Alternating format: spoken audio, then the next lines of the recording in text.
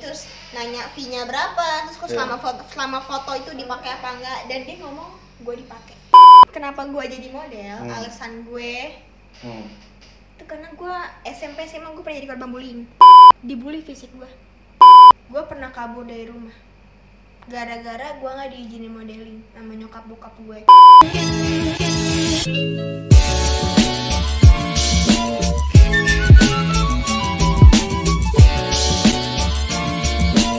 Oke, jadi sekarang gue lagi sama lo kenalan deh sendiri deh, biar ini penonton gue kan rata-rata juga banyak anak laki-laki. Waduh. Gue kenalin gimana nih? Ya, Kenalin nama Instagram. Oke. Halo, nama gue Dewi Kemalasari. Umur gue 23 tahun. Instagram gue kayaknya rada susah sih Instagram, jadi mending ditulis aja ya. Nanti gue tulis di bawah. Oke, jadi sekarang kita mau bahas sebenarnya banyak banget nih Dew. Pokoknya tentang anak-anak muda nih. Apalagi kan sekarang profesi lo sebagai model ya, modeling. Tapi sejujurnya kita ini kenal dari sebuah aplikasi. Aplikasi yang namanya Tinder nih. Tapi gue mau tahu deh alasan lo apa sih istilahnya match ya? Nge-match gue itu apa sih alasan lo? Apa sih gue lupa sih, udah lama. Yang jelas gue nge-match cuma yang ganteng-ganteng aja. Asik. Boleh sih jujur, berarti gue ganteng dong? Iya, kalau dalam tipe gue ya ganteng. Oke. Kalau misalkan gue kan kalau dulu deh tujuannya main Tinder tuh apa sih? Buat cari pasangan? Enggak sih, sebenarnya gue main Tinder udah lama sih. Udah lama? Lumayan, dari tahun berapa gitu gue sempet hapus Tinder, terus update lagi karena waktu itu pas ada virus corona. Iya. Terus karena ya gimana ya, model kan beda sama kerjaan-kerjaan yang lain kan. Iya. Mungkin kalau kerjaan yang lain mereka bisa lewat laptop, kalau model enggak, mereka harus gerak, mereka harus jalan ke lokasi buat photoshoot. Jadinya nggak bisa yang diam di tempat, nggak bisa kayak gitu. Nah kalau misalkan main Tinder buat cari pasangan bener nggak sih lo? Enggak juga sih sebenarnya. Oh enggak? Buat cari teman? Buat cari teman bisa, sahabat bisa, cuma ya karena emang Tinder itu diciptakan untuk mencari pasangan. Iya. Karena ngelihat popularitas di Indonesia ini banyak kan jomblo ya nggak sih? Termasuk saya, Pak. Oh lu jomblo? Baru putus tanggal 31. Baru putus. Tapi gini sih deh, apa sih bermacam-macam pria yang pernah lo temuin di Tinder nih, jenis-jenisnya kayak gimana aja? Macam-macam. Mulai dari yang sopan sampai yang brengsek itu pernah saya temuin, Pak. Nah ini jelasin dulu deh, dari sopannya dulu deh. Kalau dari sopannya, ya mereka sopan sih, kayak assalamualaikum, kayak misalkan mau kenal nih, maaf boleh kenalan nggak? Iya sopan, tapi ada yang sampai brengseknya tuh bener-bener brengsek banget sumpah. Brengseknya gimana? Ngajakin FWB? Lu pernah? Enggak lah, gila. Enggak, maksudnya pernah diajakin FWB kan? Pernah Sering? kemarin. Berapa kali waktu itu, cuma karena ngelihat foto-foto gue kali ya. Maksudnya kayak Instagram gue kan emang fotonya begitu semua. Semua aja deh. Karena gue model konsep cuy. Iya. Gue model konsep, semua konsep tuh gue ambil. Jadi kayak gimana ya, orang Indonesia tuh kan awam banget sama yang namanya nude gitu kan. Dan mereka tuh nyebutnya bukan nude, tapi vulgar. Vulgar. Kalau di dunia fotografi disebutnya nude. Nah kalau misalkan ini nggak sih kayak bener-bener lo terasa banget diremehinnya gitu sampai kayak dianggap murahan atau gimana? Itu mah sering, Pak. Udah nggak asing lagi, apalagi model nude itu udah sering banget. Jadi diremehinnya kayak gimana deh? Misalkan ada yang sampai narifin lo nggak sih? Ada. Bahkan sampai nanya depan BO. Serius lo? Demi Allah loh, itu sering banget. Tapi emang nggak asing sih, karena dunia modeling itu emang nggak jauh dari lingkaran open BO. Karena jujur ya, teman-teman gue kebanyakan yang modeling mami gitu semua. Kebanyakan temen lo? Dan mereka kebanyakan simpanan. Oke, itu kan nanti kita bahas lebih spesifiknya di dunia modeling nih. Kita mau bahas tentang Tinder dulu. Oke. Nah, gue juga sebenarnya pengen cerita deh. Kayak gue kan di Tinder udah cukup lama. Jujur nih gue. Cuman emang kalau niat gue kayak gini aja, buat sharing, buat cari pengalaman. Ya ada beberapa 1-2 yang cantol lah ya. Tapi agak seret gak sih? Maksudnya kan kita kan belum kenal nih. Iya. Terus tiba-tiba ketemu, terus saling kenal tapi dari aplikasi gitu. Ini kan sebuah keunikan yang baru deh. Gimana ketemu saling kenal? Kayak misalkan lu kenalannya itu cuman dari aplikasi. Terus Kalau misalkan sebelumnya kan paling kok ketemu pas sekolah baru kenalan di kafe, ya kan enak kan. Tapi ini kan dari aplikasi, menurut lu gimana? Iya nggak apa-apa sih, nambah temen menurut gue. Bahkan gue punya mantan yang kenal dari Tinder. Banyak? 1 doang sih. 1.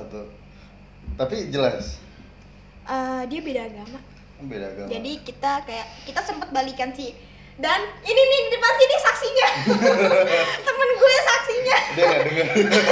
Oh iya, dia pakai headset, gue lupa. Dia saksinya. Gue pernah pacaran sama dia, cuma nggak bertahan karena ya kita beda agama, dia nonis. Jadi ya udahlah, daripada ini juga gue juga nggak mau maksain kehendak juga kan, karena ya percuma, apapun yang dipaksa semua nggak akan baik. Tapi gue pernah gini deh, kan waktu sekitar tahun lalu lah gue terakhir kali ketemu yang Tinder. Itu jadi ketika di fotonya emang cantik tapi aslinya enggak, itu gimana aja? Dulu tuh sering banget gue. Iya.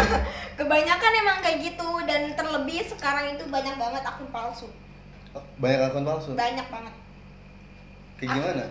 Ya jadi mereka tuh pakai foto orang biar bisa di swipe. Termasuk foto gua dipakai orang. Berarti istilahnya kayak yang cewek jelek itu? Ya itu. Biar di swipe ya?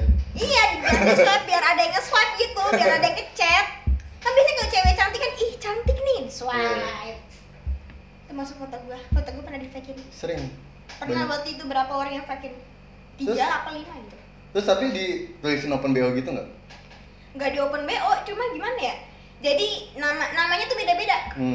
Jadi dia tuh ngepalsuin namanya. Namanya tetap nama gue sih, cuma kan namanya kan gue kan namanya banyak nih.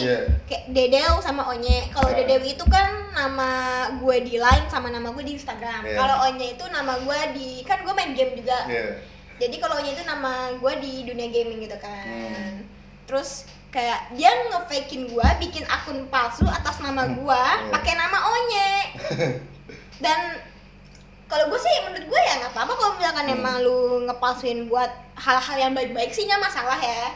Cuma masalahnya nih ngepalsuin, ngejelek-jelekin gue, kayak misalkan waktu itu sempet ditanya. Jadi waktu itu ada cowok yang chat gue di DM, terus tanya. Jadi pas itu gue lagi ngebahas, ini bukan di Tinder ya, di aplikasi sebelah, gue nggak mau nyebutin namanya. Tantan lah. Disebutin dong sama dia.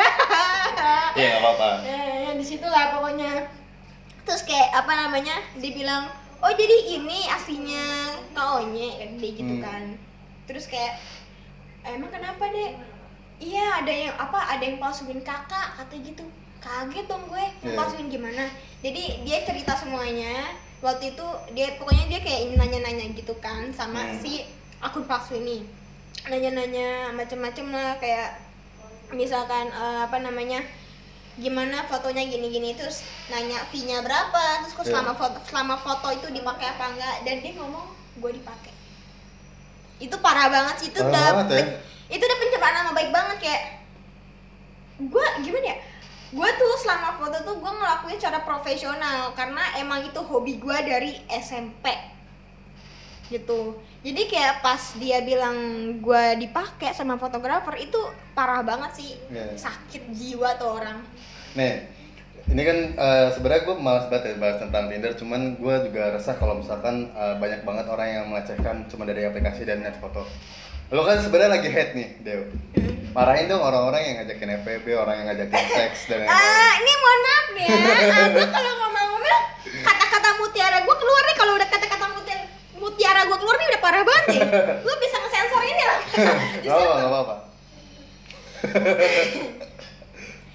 Jing, lu ada masalah apa sih sama gue, ha? Mesti gini loh, lu kalau ada masalah sama gue, lu ngomong sama gue. Lu kalau nggak suka sama gue, lu ngomong. Gak usah lu mau jelek-jelekin gue sampai bikin akun palsu terus ngejelek-jelekin gue, ngerendahin gue.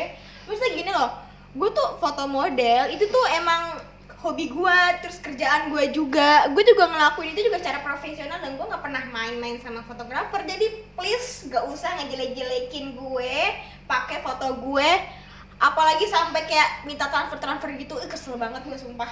Emang ada? Nggak tahu sih ada apa enggak, cuma gue ngerinya kayak gitu. Kalau open BO sih, gimana ya? Karena gue juga pernah chat sama omong kayak gitu. Sumpah. Orang berapa kali waktu itu. Waktu itu posisinya gue lagi mau OTW ke tempat kerjaan. Terus ada fotografer nih telepon gue, nggak gue angkat karena gue paling males ngangkat telepon orang. Terus udah kan habis itu doi ngechat kayak gini, photoshoot yuk di Bali.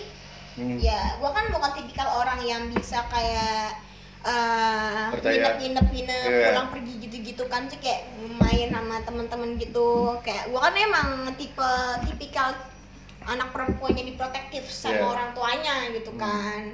Terus kayak aduh kak nggak bisa gini. Terus dia kayak nanya gitu kan, apa namanya, kamu open BO nggak gitu kan. Terus aku bilang oh enggak kok, maaf kak aku nggak open BO, aku cuma foto model biasa. Terus kayak jadi kayak dia tuh pingin banget gua gitu yang lainin dia, karena katanya aku suka kamu soalnya kamu putih, kamu cantik, bla bla bla bla. Tapi gua nggak open BO gitu loh. Lu salah orang kalau mau open BO, bukan ke gua gitu loh. Kesel banget sampai waktu itu kan posisinya waktu itu gue lagi mau ke OTW ke apa namanya tempat kerjaan gue yang baru, karena waktu itu gue gabung production house. Nah di situ dia telepon lagi tuh, manajer gue akhirnya ngangkat karena gue sakit banget. Dia telepon lagi kan, pas gue kata gue ya anjing telepon lagi dong. Langsung gue bilang kak angkat dong, diangkat sama dia. Halo ya kenapa, ini manajer Dewi bla bla bla, langsung dimatiin. Takut ya? Kayaknya sih takut. Soalnya gimana ya? Rata-rata fotografer itu emang nggak suka yang berhubungan dengan seorang manajer, karena menurut mereka tuh itu ribet dan juga harganya terlalu mahal. Ngasih bayarannya gitu. Oke deh, ini kan sedikit lah tentang Tinder ya. Kita mau bahas tentang dunia modeling nih. Oke. Nah, lu awalnya tuh dari kapan sih, Deh? Dari lulus SMA nih bareng sama dia. Gak denger dia lagi headset. Dari lulus SMA gue udah jadi model. Jadi kenapa gue jadi model? Alasan gue itu karena gue SMP SMA gue pernah jadi korban bullying. SMP SMA? Kayak gimana? Iya gitu, dibully fisik gue. Kayak gimana maksudnya? Ya pokoknya gimana ya, jadi SMP itu gue punya satu geng, tapi gue anak buangan. Paham gak sih anak buangan? Kayak dikucilin gitu ya? Dikucilkan dari satu grup itu, jadi kayak gue kayak ya udah anak buangan gitu loh. Terus pas kayak disuruh-suruh lah gitu ya? Disuruh-suruh sih enggak, cuma kayak gue dibego-begoin gitu. Jadi kayak misalkan kan gue kan pas SMP itu kan emang gue suka banget sama bahasa Inggris. Terus di pas zaman gue SMP itu ada bukan aplikasi sih, alat yang namanya Alphalink. Lu tau Alphalink kan? Anak dulu pasti tahu nih Alphalink. Nah, Alphalink itu kan kayak buat terjemahin gitu kan. Gue bawa itu, jadi kayak gimana ya? Gue selalu tuh kayak gue yang paling kaya bawa itu, karena kan gak ada yang punya gitu kan.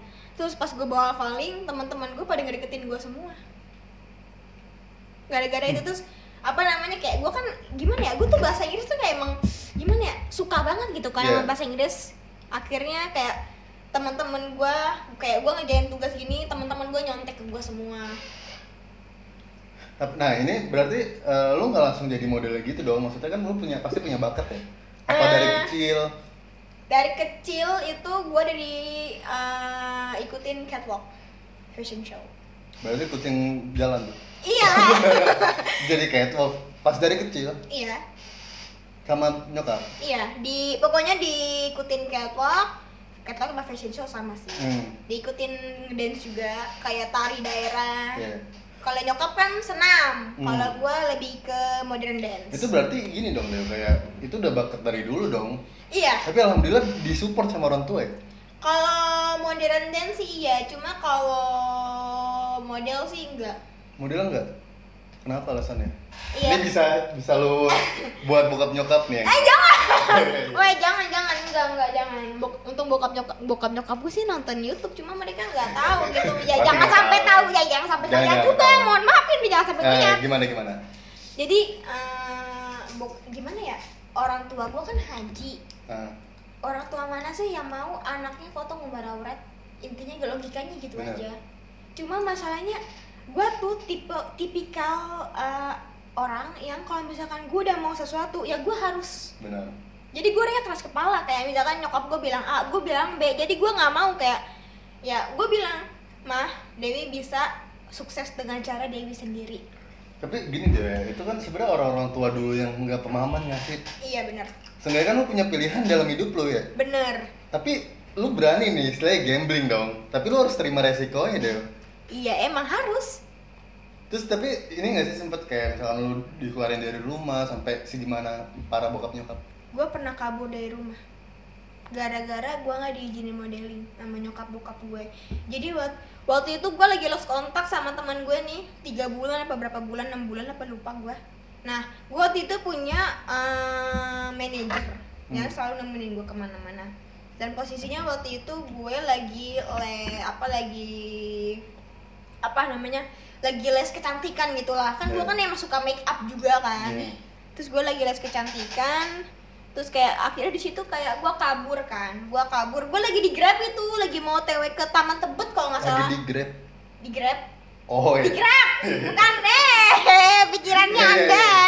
Di Grab car. Oke. Jadi ngegas kan gue. Nah ya udah kan, abis itu tiba-tiba bokap gue nanya, Dewi kamu nggak masuk ke ini, maksudnya kayak kamu nggak les ya, kayak gitu kan. Gue bilang les kok, coba video call, mampus dong gue, panik dong. Terus kayak aduh mampus gimana nih kata gue udah deg-degan, bokap gue udah video call itu, gue diemin ya kan berapa kali itu. Terus gak lama bokap gue ngechat emak gue mungkin, terus disuruh telepon kan, akhirnya ditelepon tuh. Ketahuan lah gue udah gak masuk beberapa hari karena gue bolos mulu. Terus akhirnya emak gue langsung ngechat kayak gini, Dewi kamu tuh keterlaluan banget sih bla bla bla, pokoknya marah-marah lah gitu kan. Akhirnya itu kayak gue bingung dong. Terus kata manajer gue, ya udahlah matiin aja. Gue juga bingung dong mau gimana gitu kan. Akhirnya dia bilang ya udahlah matiin teleponnya. Pertama gue masih bingung kan, tapi di situ kayak ya gue mau ngejelasin panjang lebar gitu kan. Gue pingin bilang, pokoknya gue curahin semua isi hati gue, pokoknya kayak gue gedek banget gitu kan. Gue pengen curahin semuanya segala macam tuh. Akhirnya gue chat panjang lebar. Abis itu HP gue matiin datanya sampai malam. Itu gue nggak pulang. Lu nginep di mana? Di hotel. Sendiri? Enggak, sama itu. Tapi sebelum nginep, gue lagi posisinya gue lagi stres banget kan, stres berat. Terus kayak posisinya gue lagi lumayan megang duit banyak, di atas 5 jutaan lah pokoknya. Terus kayak abis itu kayak gue abis dari Taman Honda Tebet tuh, terus kayak deh enaknya kemana ya? Terus dia nge-iniin katanya, gimana kalau kita dugem aja, kayak gitu kan. Itu first time gue dugem, pertama dan terakhir sih kayaknya. Terus abis itu kayak dia ngajakin gue dugem di X2. Gue masih inget banget tuh, gue dugem di X2. Terus kayak abis itu kita belanja, pokoknya kita waktu itu ke mall mana gitu, Kokas apa kemana gitu. Pokoknya itu posisinya udah malam lah, udah sekitar jam 8 jam 9-an kan. Gue nyari salon aja bertutup.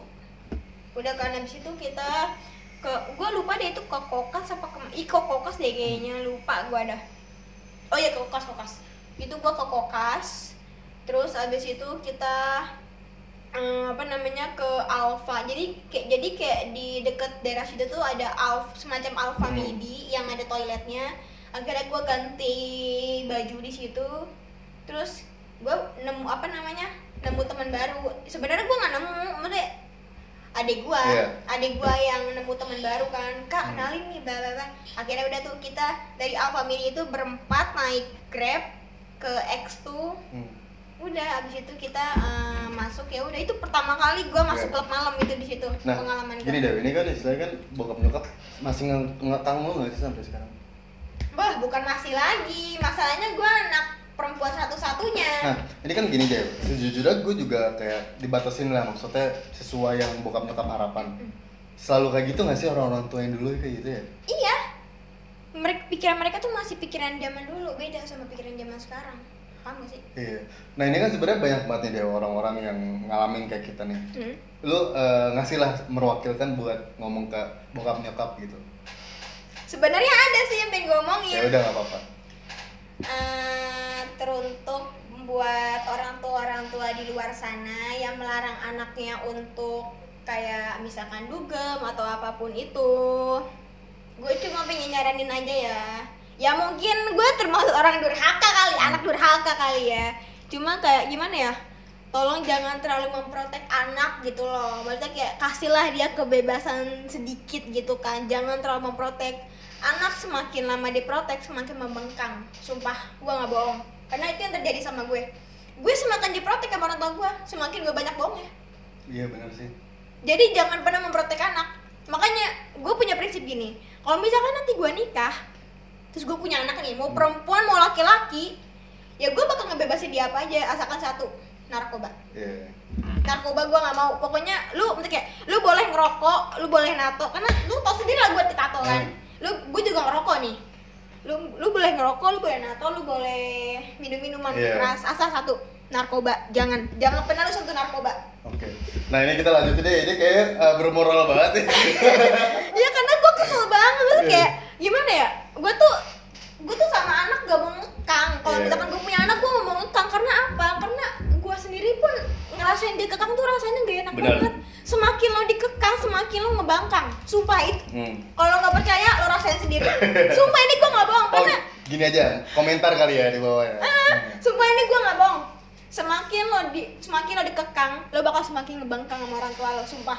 Nih, semakin lo dibatasin ini, lo semakin banyak bohongnya. Nah solusinya gimana deh? Maksudnya kan orang tua kan pasti pengen yang terbaik lah buat anaknya. Misalkan lo misalkan mau dugem gitu, orang tua kan pasti menurut lo harus kayak gimana? Bolehin lo. Tapi kalau misalkan lo kan udah tanggung jawab orang tua lo, gimana tuh? Sebenarnya sih gampang aja. Kayak ya bolehin aja, asalkan satu, dia harus tahu perginya sama siapa, orang tuanya itu harus tahu perginya sama siapa, terus kemana, harus maksudnya kayak kalau enggak dia tuh perginya harus sama orang-orang yang orang tuanya deket, orang tuanya kenal, kayak gitu sih. Kalau gue pribadi, kalau gue jadi orang tua, kalau misalkan gue jadi mama nih ntar, pasti gue jadi mama nih ntar. Bentar lagi lah. Iya, kalau gue jadi mama nih ntar, gue bakal lagi sama anak gue nggak bakal ngebengkang dia. Maksudnya kayak lo mau dugem terserah, lo mau ngerokok terserah, lo mau kelabing terserah, mau minum-minuman terserah, asalkan satu, jangan pernah narkoba.